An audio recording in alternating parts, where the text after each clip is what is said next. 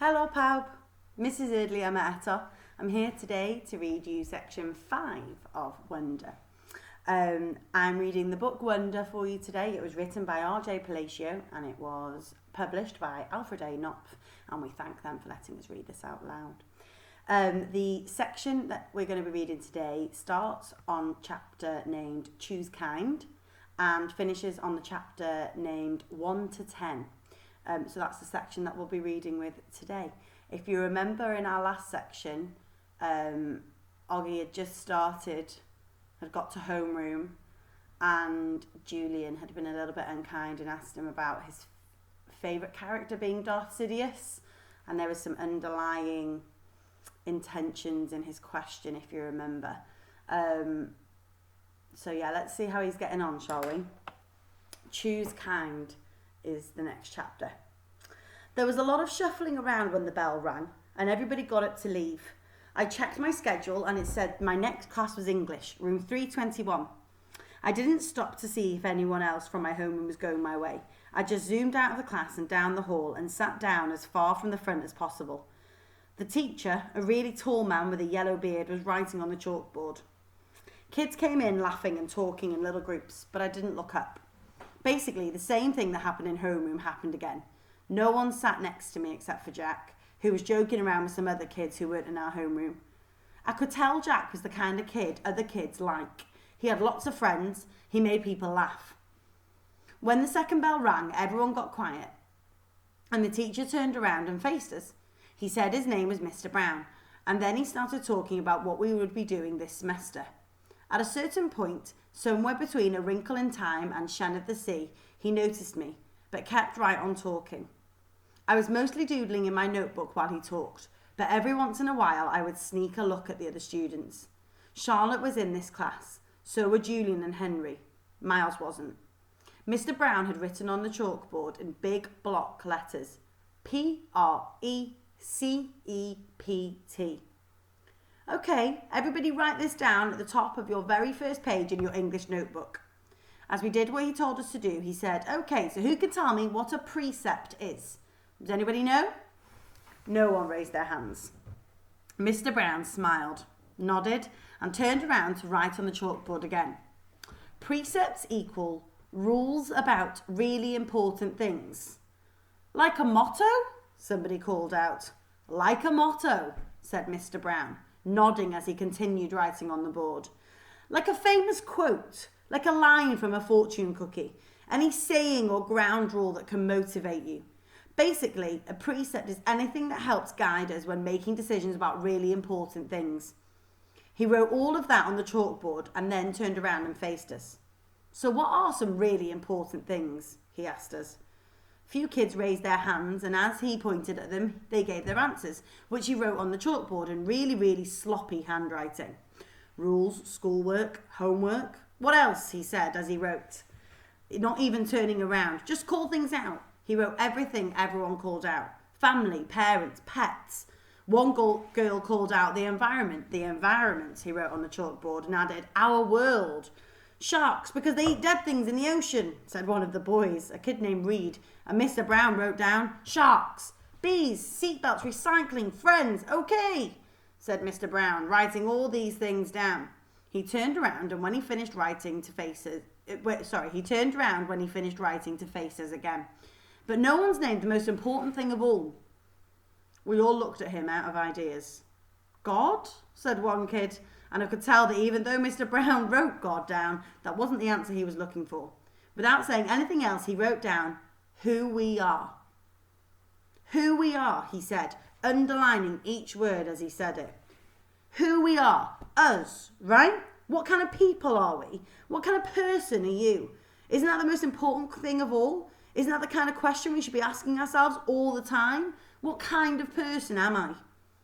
Did anyone happen to notice the plaque next to the door of the school? Anyone read what it says? Anyone? He looked around, but no one knew the answer. It says, know thyself, he said, smiling and nodding. And learning who you are is what you're here to do. I thought we were here to learn English, Jack cracked, which made everyone laugh. Oh yeah, and that too, Mr. Brown answered, which I thought was very cool of him. He turned around and wrote in huge block letters that spread all across the chalkboard, Mr. Brown's September precept. When given the choice between being right or being kind, choose kind. Okay, so everybody, he said, facing us again, I want you to start a brand new section in your notebooks and call it Mr. Brown's Precepts. He kept talking as we did what he was telling us to do. Put today's date at the top of the first page, and from now on, at the beginning of every month, I'm going to write a new Mr. Brown precept on the chalkboard, and you're going to write it down in your notebook. Then we're going to discuss what that precept and what it means. And at the end of the month, you're going to write an essay about it, about what it means to you. So by the end of the year, you'll all have your own list of precepts to take away with you. Over the summer, I asked all of my students to come up with their very own personal precept, write it on a postcard and mail it to me from wherever they go on their summer vacation. People really do that, said one girl whose name I didn't know. Oh yeah, he answered. People really do that. I've had students send me new precepts years after they've graduated from this school, actually. It's pretty amazing. He paused and stroked his beard. But anyway, next summer seems like a long way off, I know, he joked, which made us laugh. So everyone relax a little bit while I take attendance, and then when we're finished with that, I'll start telling you about all the fun stuff we're going to be doing in this year in English. He pointed to Jack when he said this, which was always also funny, so we all laughed at that. As I wrote down Mr. Brown's September precept, I suddenly realised that I was going to like the school, no matter what. Lunch. Via had warned me about lunch in middle school, so I guess I should have known it would be hard. I just hadn't expected it to be this hard. Basically, all the kids from all the 5th grade classes poured into the cafeteria at the same time, talking loudly and bumping into one another while they ran to different tables. One of the lunchroom teachers said something about no seat saving allowed, but I didn't know what she meant, and maybe no one else did either, because just about everybody was saving seats for their friends. I tried to sit down at one table, but the kid in the next chair said, "Oh, sorry, but someone else is sitting here." So I moved to an empty table and just waited for everyone to finish stampeding, and then the lunchroom teacher to tell us what to do next. As she started telling us the cafeteria rules, I looked around to see where Jack Will was sitting, but I didn't see him on my side of the room. Kids were still coming in as the teachers started calling the first few tables to get their trays and stand in line on the counter. Julian, Henry and Miles were sitting at a table towards the back of the room. Mum had packed me a cheese sandwich, graham crackers and a juice box, so I didn't need to stand in line when my table was called. Instead, I just concentrated on opening my backpack, pulling out my lunch bag and slowly opening the aluminium foil wrapping of my sandwich. I could tell I was being stared at without even looking up. I knew that people were nudging each other, watching me out of the corner of their eyes. I thought I was used to those kind of stares by now, but I guess I wasn't. There was one table of girls that I knew were whispering about me because they were talking behind their hands. Their eyes and whispers kept bouncing over to me. I hate the way I eat.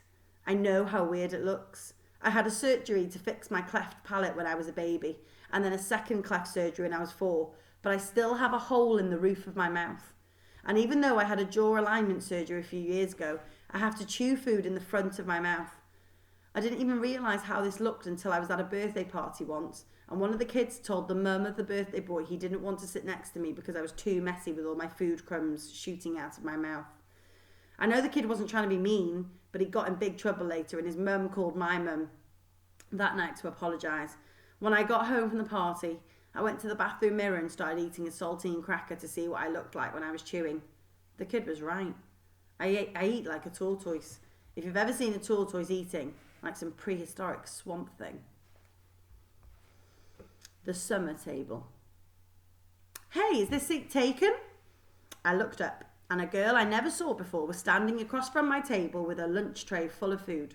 She had long wavy brown hair and wore a brown t-shirt with a purple peace sign on it. No, I said. She put her lunch tray on the table, plopped her backpack on the floor, and sat down across from me. She started to eat the mac and cheese on her plate. "Oh," she said after swallowing the first bite. "I should have bought a sandwich like you did." "Yeah," I said, nodding. "My name's Summer, by the way. What's yours?" "August." "Cool," she said. "Summer," another girl came over to the table carrying a tray. "Why are you sitting here? Come back to the table." "It was too crowded," Summer answered her. "Come sit here, there's more room." The other girl looked confused for a second. I realised she'd been one of the girls I caught looking at me just a few minutes earlier, hand cupped over mouth, whispering. I guess Summer had been one of the girls at that table too. Never mind, said the girl, leaving. Summer looked at me, shrugged, smiled, and took another bite of her mac and cheese. Hey, our names kind of match, she said as she chewed. I guess she could tell that I didn't know what she meant. Summer? August? She said, smiling, her eyes wide open as she waited for me to get it. Oh yeah, I said after a second. We can make this the summer-only lunch table, she said. Only kids with summer names can sit here. Let's see, is there anyone here named June or July? There's a Mayor, I said. Technically, May is spring, Summer answered. But if she wanted to sit here, we could make an exception. She said it as if she'd actually thought the whole thing through. There's Julian. That's like the name Julia, which comes from July. I didn't say anything. There's a kid named Reed in my English class, I said. Yeah, I know Reed. But how is Reed a summer name?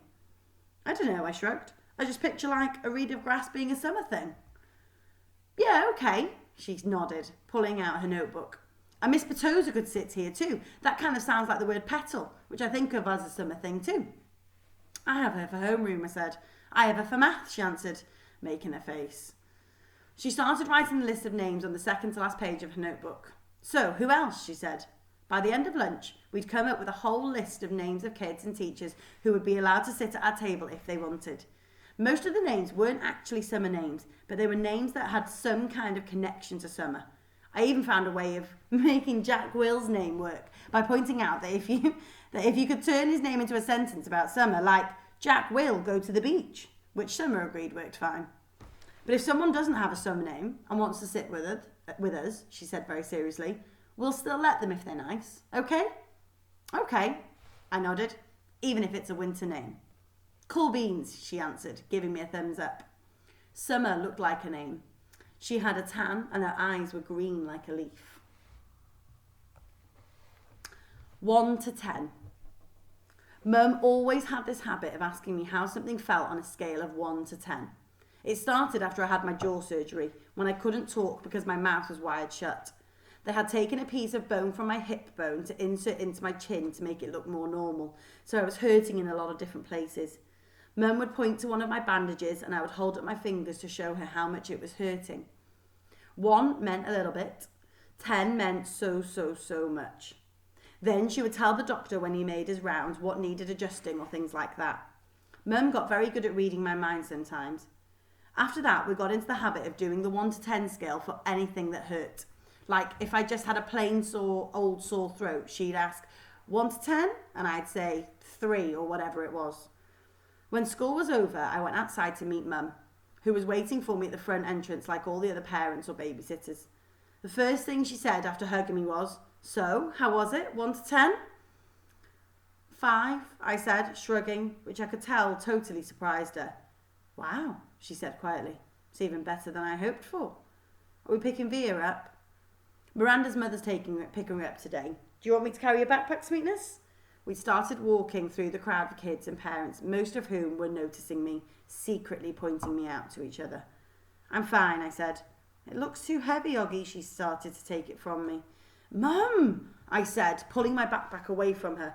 I walked in front of her through the crowd. See you tomorrow, August. It was Summer. She was walking in the opposite direction. Bye, Summer, I said, waving at her. As soon as we crossed the street and were away from the crowd, Mum said, Who was that, Oggy? Summer. Is she in your class? I have lots of classes. Is she in any of your classes? Mum said. Nope. Mum waited for me to say something else, but I just didn't feel like talking. So it went okay, said Mum. I could tell she had a million questions she wanted to ask me. Everyone was nice. Did you like the teachers? Yeah. How about those kids you met last week? Were they nice? Fine. Jack hung out with me a lot. That's so great, sweetie. What about that boy Julian? I thought about that Darth Sidious comment. By now it felt like that had happened 100 years ago. He was okay, I said. And the blonde girl, what was her name? Charlotte. Mum, I said everyone was nice already. Okay, Mum answered. I honestly don't know why I was kind of mad at Mum, but I was. We crossed Amsford Avenue and she didn't say anything else until we turned onto our block. So, Mum said, How did you meet Summer if she wasn't in any of your classes? We sat together at lunch, I said. I had started kicking a rock between my feet like it was a soccer ball, chasing it back and forth across the sidewalk. She seemed very nice. Yeah, she is. She's very pretty, Mum said. Yeah, I know, I answered. We're kind of like Beauty and the Beast. I didn't wait to see Mum's reaction. I just started running down the sidewalk after the rock, which I kicked as hard as I could in front of me. And that is the end of section 5, chapters Choose Kind to 1 to 10. So our story's developing a little bit now, isn't it? We're starting to see a little bit more of Oggy and his trials and his difficulties as he started this new school, especially with all the difficulties he has and has had in his life. Remember to keep updating your character log. I know that you have that task on a Monday anyway, but remember, as we're introducing new characters and all the like, make sure you keep adding to it whilst you're remembering. I will see you again tomorrow for section 6, which will be the next 4 chapters in Wonder. And I hope you enjoyed. Diolch yn fawr iawn. See you soon, guys. Hwyl fawr. Bye bye.